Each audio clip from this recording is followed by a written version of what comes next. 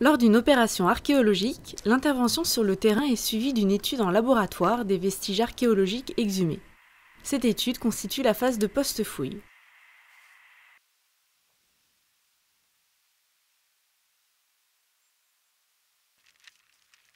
La post-fouille permet aux archéologues d'analyser l'ensemble des données recueillies sur le site archéologique, désormais détruit en totalité ou pour partie, afin de comprendre son évolution depuis sa première occupation jusqu'à son abandon. Ce travail enrichit nos connaissances du passé en apportant des éléments inédits. La post-fouille a lieu dans les locaux du service d'archéologie du Val d'Oise, situé à l'abbaye de Maubuisson.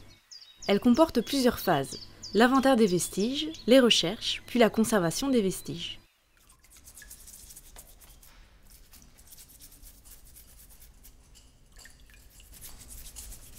Il s'agit de lister et de classer les vestiges découverts.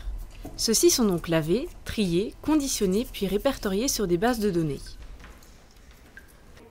Suivant les matériaux qui les composent, des conditions de conservation particulières peuvent être envisagées. Certains objets peuvent également nécessiter leur consolidation, voire leur restauration en laboratoire, comme ici où la restauratrice vernit un fer à repasser du Moyen-Âge.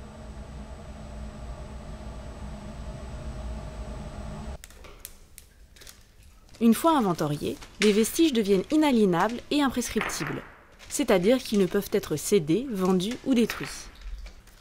L'inventaire sert aussi de base au partage équitable par l'État du mobilier archéologique à ses différents propriétaires.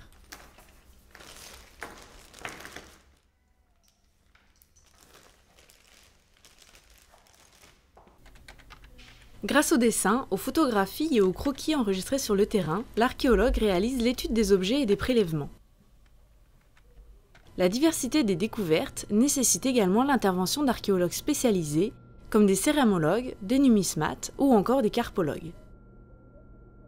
L'archéologue effectue aussi des recherches documentaires, comme ici au centre de documentation du service d'archéologie du Val d'Oise. L'ensemble de ces données lui permet de caractériser le site archéologique et ainsi d'apporter de nouvelles connaissances sur l'histoire d'un site, de son environnement et de ses habitants. Les résultats, présentés dans un rapport scientifique, sont diffusés grâce à des conférences, des publications ou des expositions. Très peu de gens qui font en France. Oui.